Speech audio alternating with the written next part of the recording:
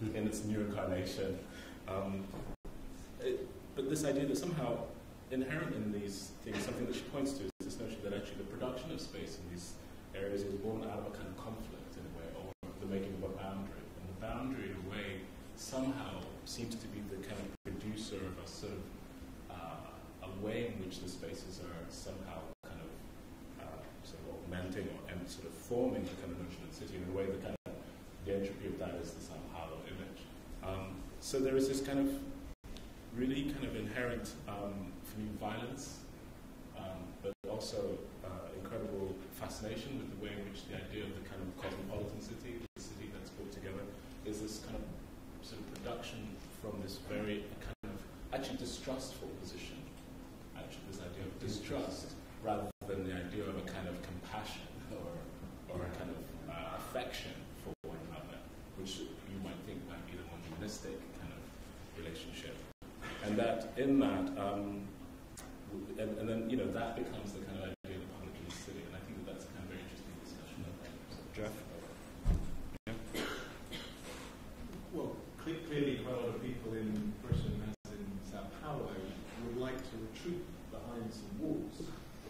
There are plenty of gated communities in London, but more often this is happening outside the city in the creation of separated off zones without fear of too much interaction with people who might be poor or violent or mentally ill. And there's a story to tell which says this is all bad and your previous image all good. But if you peel a sort of layer below, even that image you had before, it is a healthy image of people mixing up and eating at the same table.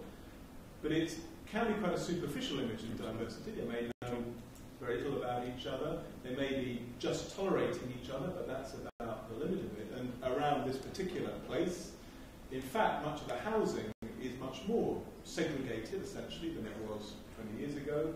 Many of the schools will be 95% one race and another.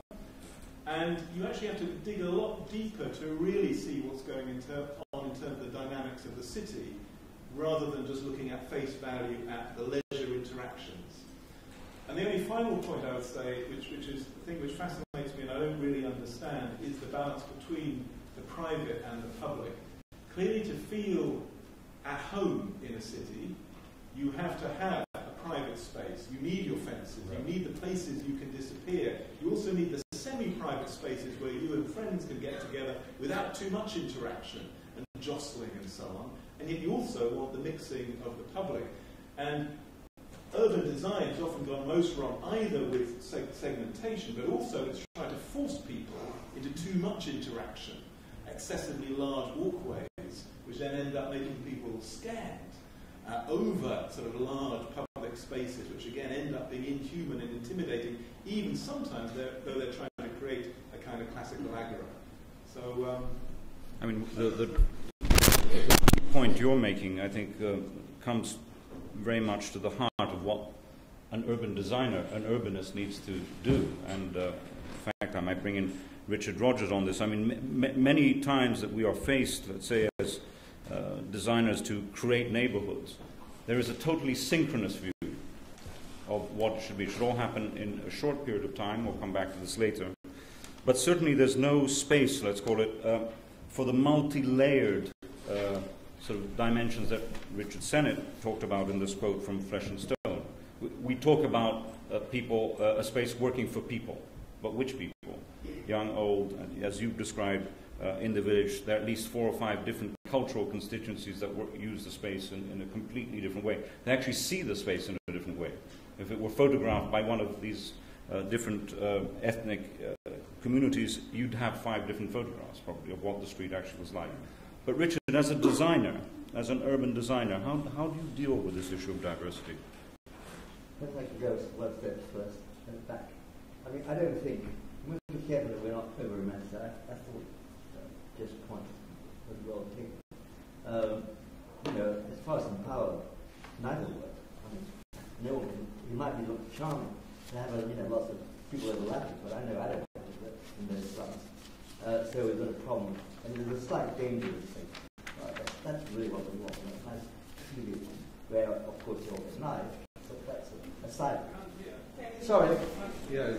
do it a bit better. Okay. I'm saying that neither work, that neither in São Paulo, neither the highly wealthy parts, which are totally separated, or the killing fields, which is what basically the slums are. This is a social problem, and the social problem is deeply rooted in the appalling inability of wealth distribution. And that, to me, is a much more serious problem in Canary Wharf in many ways, where we're back to this fact, which is why we've got the BNP there, is that you have a pocket of wealth and a tremendous area of amazing poverty. Some of the poorest parts of Western Europe are right on the edge of Canary Wharf. Going back just a step further, I think there's, and the concept of being over-romantic. London, in my opinion, has never been better, certainly during my life. There's no comparison with London to what it was even 15 years ago.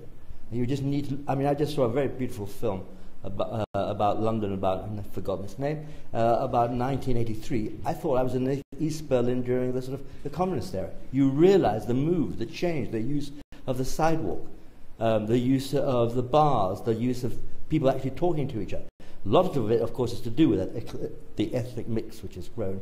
And this has changed this, especially, and London is the easier one to talk, has changed it for the better without any doubt. I think there's very little doubt in my mind that the Industrial Revolution was absolutely anti-city.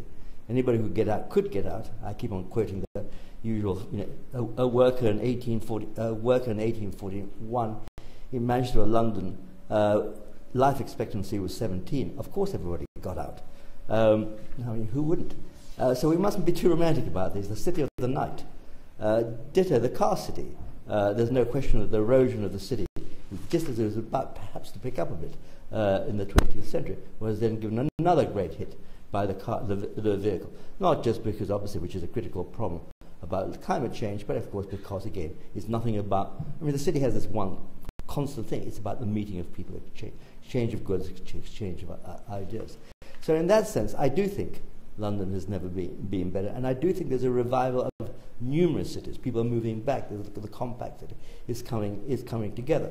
I think in those terms, immediately start to talk about the compact city, a greater density of people, which doesn't mean taller buildings, it means greater density. The use of empty spaces, the creation of the right scale of public space. I agree again that large spaces are as dangerous as no space often enough. All this is, at least it's all now beginning to come out, the concept that the city has a role in its public domain. And I think in that sense architects are more conscious of it.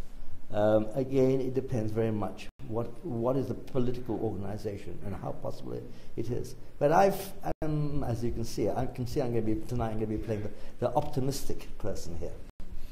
Richard Sennett, I mean, if you just reading that quote, difference and indifference coexist in the life of the village in New York. Do you see that in London? Yes, absolutely. What is your view, by the way? I think you are the chief planner of the Olympics. What's your view? I think the fact that one is trying to create an instant city as a result of an event in 2012 is highly problematic from this point of view. But I think that applies to any large-scale project of that sort. The risks of actually creating something which doesn't accommodate with that sort of resilience and flexibility the differences and indifferences that we don't know of today is something which is not being handled well. But what about you? Well, I tell you a story about, and I remember this very well because I remember where I wrote this passage. After the Civil War ended in Lebanon, I became involved with a group of planners who were trying to restore Beirut. Lebanon had been in a 14-year civil war. People who had lived with each other as very close proximity to each other as neighbors, Christians and Muslims, even a few Jews still. Suddenly, at the time of the Civil War, in the city, it became intolerable, their presence to each other. And it was like almost putting a match to something that nobody expected would ever burn, because people had been living side by side for literally centuries.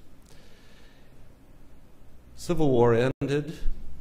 A group of us, we met at MIT, various meetings, and began trying to plan, rebuild the city in some way that this surprising flashpoint phenomenon wouldn't occur again. We focused on, it's called the Green Belt, which was a fighting line between Christians and Muslims in the city for 14 years. There had been so much fighting, so much destruction, and it's such a fertile part of the world that trees had grown up, the buildings shot off on their sides, a kind of no man's land in which a kind of jungle had grown up. And our thought was, what kind of building can we do along this green line which would somehow prevent this confluence of difference and indifference? We tried to solve it by purely visual means, by intermixing with differences of ethnicity, intermixing differences of functions. So the Green Line had clinics, it had lots of shops, had housing made out of these destroyed half buildings and so on. It sort of worked. It's destroyed again. The Israelis bombed it in the most recent conflict in Lebanon. But it haunted me, this notion that the mere presence, I wasn't, when I was writing about New York, I was thinking about Beirut, that the mere presence of living in difference is not the same thing as knitting together a society. And it's haunted me ever since. When I hear a lot of discussions about multiculturalism, I'm seeing Beirut in my mind.